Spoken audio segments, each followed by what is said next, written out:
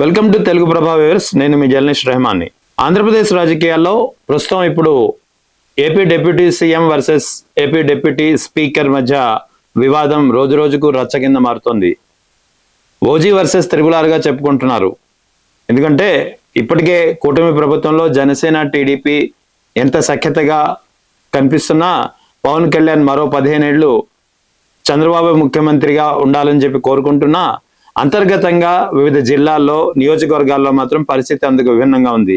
అటు ఎమ్మెల్యేల మధ్య కానీ అటు కార్యకర్తల మధ్య కానీ కేడర్ మధ్య కానీ విభేదాలు స్పష్టమవుతున్నాయి.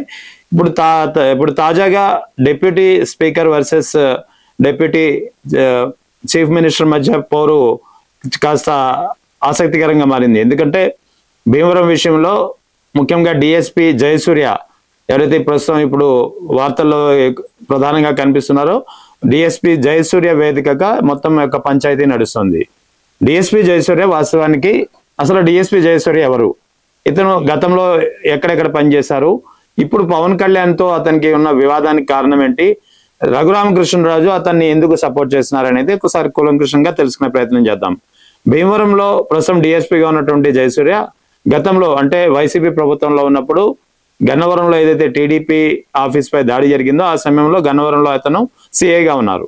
సిఐగా ఉన్నప్పటి నుంచి అప్పట్లో అతనికి ఒక అలవాటు ఉంది, ఏ ప్రభుత్వం అధికారంలో ఉంటే ఆ ప్రభుత్వానికి అనుకూలంగా ఉండడం అనేది డిఎస్పీ జయసూర్యకి ఒక అలవాటుగా మారింది.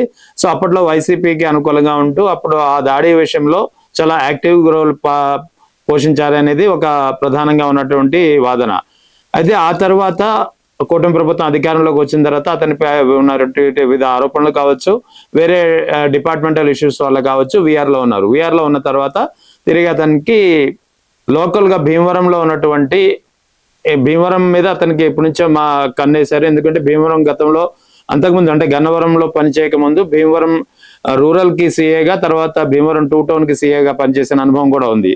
ఈ క్రమంలో డిఎస్పీ పోస్టింగ్ డిఎస్పీ బదిలీలు జరుగుతున్న అనే క్రమంలో పులపర్తి ఆంజనేయులు ఎవరైతే భీమవరం లోకల్ ఎమ్మెల్యే ఉన్నారో జనసేన ఎమ్మెల్యే అతన్ని అప్రోచ్ అయ్యారు. ఎవరి ద్వారా, అక్కడ భీమవరంకి సంబంధించినటువంటి లోకల్ వ్యక్తి మలినేని బాబీ ఎవరైతే జనసేన రాష్ట్ర ప్రోటోకాల్ చైర్మన్ గా ఉన్నారో అతన్ని పట్టుకుని పులపర్తి ఆంజనేయుల ద్వారా పోస్టింగ్ భీమవరం డిఎస్పీ కింద పోస్టింగ్ వేయించుకున్నారు 2024లో.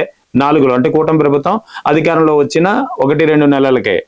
అంటే అప్పటి నుంచి ఈ బంధం కొనసాగుతుంది. ఆ తర్వాత అంటే అక్కడ పోస్టింగ్ వేసిందైతే భీమవరం జనసేన ఎమ్మెల్యే పులపర్తి రామాంజనేయులు భీమవరం డిఎస్పీగా జయసూర్యకు, కానీ ఆ తర్వాత ఉండి ఎమ్మెల్యే ప్రస్తుత ఏపీ డిప్యూటీ స్పీకర్ అయినటువంటి రఘురామకృష్ణరాజు ఆర్ఆర్ఆర్ అతన్ని తన వైపు లాక్కోవడంలో అతను విజయవంతమయ్యారు. ఎందుకంటే అక్కడ భీమవరం అంటేనే భీమవరం కావచ్చు, తర్వాత చుట్టుపక్కల ప్రాంతాల్లో ప్రధానంగా రాజులు ఎవరైతే ఆధిపత్యం చలాయిస్తుంటారో అక్కడ ప్రధానంగా మనకు కనిపించేది సంక్రాంతి సమయంలో అయితే కోడి పందాలు వ్యవహారం చాలా కోట్లలో జరుగుతుంది. ఆ తర్వాత అక్కడ ఉన్న క్లబ్స్ లో పేకాట అనేది నిత్యం ఒక కృత్యంగా మారుతుంది. సో అక్కడ పేకాట అనేది ఒక సర్వసాధారణంగా అక్కడ నిరంతరం, అంటే ఎవరు ఎన్ని ఆఫీసర్లు వచ్చినా ఎన్ని ప్రభుత్వాలు మారినా భీమవరం చుట్టుపక్కల ప్రాంతాల్లో కానీ భీమవరంలో కానీ ఉండే క్లబ్బుల్లో పేకాట అనేది ఒక అతిపెద్ద వ్యసనంగా ఉంటుంది, అతిపెద్ద జూదం అది. సో ఈ నేపథ్యంలో ఎప్పుడైతే భీమవరం డిఎస్పీగా జయసూర్య వచ్చారో ఉండి MLA AP deputy speaker Raghuramakrishnaraju అండదండలతోటి ఇంకా భీమవరం డిఎస్పీ జయసూర్యకు మొత్తం అడ్డు లేకుండా పోయింది. చాలా పరిధి దాటి మరి అక్కడ ఉన్నటువంటి కాస్మోపాలిటన్ క్లబ్ కావచ్చు, తర్వాత లోకల్ గా ఉన్నటువంటి భీమవరం క్లబ్ కావచ్చు, వీటన్నిటిని తెరిపించడమే కాకుండా యథేచ్ఛగా పేకాట ఆడడానికి అనుమతులు ఇవ్వడమే కాకుండా ఫుల్ ఫ్లెడ్జెడ్ గా సహకరించారనేది ఒక ప్రధానంగా ఉన్న ఆరోపణ. ఎందుకంటే దీని వెనకాల మొత్తం రాజుల వైపు నుంచి, రాజు సామాజిక వర్గం నుంచి, క్షత్రియ సామాజిక వర్గం నుంచి ఉండి ఎమ్మెల్యే రఘురామకృష్ణరాజు అండదండలు ఉండడంతో జయసూర్యకి అడ్డు అదుపు లేకుండా పోయింది. ఈ పరిస్థితి ఎంతవరకు వెళ్ళిందంటే ఓ దశలో ఎవరైతే తనకు పోస్టింగ్ ఇచ్చారో భీమవరం జనసేన ఎమ్మెల్యే పులపర్తి రామాంజనేయులు మాట కానీ ఎవరైతే అతని వద్దకు తీసుకెళ్లారో మలినేని బాబీని కానీ లెక్క చేయని పరిస్థితి ఏర్పడింది. దీంతో భీమవరం డిఎస్పీ జయసూర్యకు అక్కడ లోకల్ ఉన్న జనసేన ఎమ్మెల్యే, లోకల్ ఉన్న జనసేన క్యాడర్ కు మధ్య విభేదాలు ప్రారంభమైనాయి. అదే సమయంలో ఇటు రఘురామకృష్ణరాజు అండదండలతో రెచ్చిపోవడంతో ఉండి ఎమ్మెల్యే తమ నియోజకవర్గంపై పెత్తనం చలాయించడం ఏంటనేది ప్రధానంగా ఒక ఆరోపణ, ఒక విమర్శ ప్రారంభమైంది. ఈ క్రమంలో ఇటు భీమవరం జనసేన క్యాడర్ కానీ, భీమవరం జనసేన ఎమ్మెల్యే కానీ పవన్ కళ్యాణ్, డిప్యూటీ సీఎం పవన్ కళ్యాణ్ కు ఫిర్యాదు చేయడంతో పవన్ కళ్యాణ్ కూడా అసలు ఏం జరుగుతుంది అనేది అటు హోంశాఖకు దీని విషయంపై ఫిర్యాదు చేయడమే కాకుండా నేరుగా పశ్చిమ గోదావరి జిల్లా ఎస్పీగా ఉన్నటువంటి నయీం హష్మీని ఫోన్ ద్వారా సంప్రదించి దీనిపై మొత్తం ఆర్ఆర్ఆర్ వ్యవహారంలో ఈ భీమవరం డిఎస్పీ పై కంప్లైంట్ చేయడం జరిగింది. దీనిపై ప్రస్తుతం నయీం హష్మీ విచారణ చేస్తున్నారు, ఎంక్వైరీ జరుగుతోంది.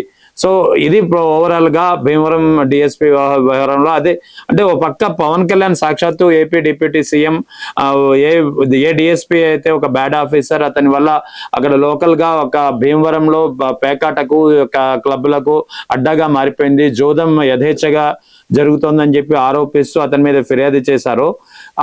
ఆ ఫిర్యాదు ఒక పక్కన అలా ఉంటే ఇటు ఆర్ఆర్ఆర్ మాత్రం అతను ఒక మంచి ఆఫీసర్, అతని వల్లే ఇంకా జోదం అక్కడ కంట్రోల్ అయిందని చెప్పి నేరుగా ప్రెస్ మీట్లు పెట్టి మరీ చెప్తున్నారు. అంతేకాకుండా పవన్ కళ్యాణ్ గురించి కూడా, AP deputy CM Pawan Kalyan గురించి కూడా వ్యంగ్యంగా అతను ఆర్ఆర్ఆర్ వ్యాఖ్యలు చేసిన పరిస్థితి ప్రెస్ మీట్ లో మనం చూసాం.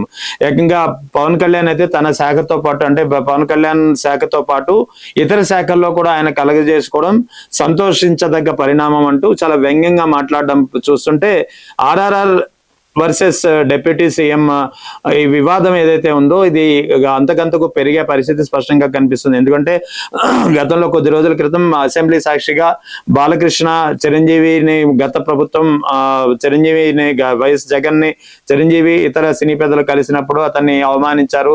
తర్వాత సినిమా టికెట్లకు సంబంధించిన వివాదంలో చిరంజీవి పెద్దగా గట్టిగా నిలదీయలేదని చెప్పి బాలకృష్ణ చెబుతుంటే, అంటే తన అన్నని ఎవరైతే పవన్ కళ్యాణ్ అన్నయ్యని చిరంజీవిని అవమానించే విధంగా బాలకృష్ణ మాట్లాడుతుంటే అసెంబ్లీలో అడ్డగించాల్సినటువంటి డిప్యూటీ స్పీకర్ రఘురామకృష్ణరాజు ఆ స్థానంలో ఉండి కేవలం చూస్తూ వెరీ గుడ్ అని చెప్పి దానికి కాస్త ప్రోత్సహించే విధంగా మాట్లాడడాన్ని కూడా జనసైనికులు ఇప్పటికీ మర్చిపోలేకపోతున్నారు. సో ఓవైపు ఆ పరిణామం, ఆ తర్వాత జయసూర్య వ్యవహారం, ఈ రెండింటి నేపథ్యంలో AP deputy CM versus AP deputy speaker వివాదం రోజు రోజుకు అంతకంతకు పెరుగుతూ కూటమి ప్రభుత్వంలో ముఖ్యంగా జనసేన టీడీపీ మధ్య అంతర్గతంగా ఉన్నటువంటి విభేదాలని మరింత పెరిగేలా చేస్తుంది.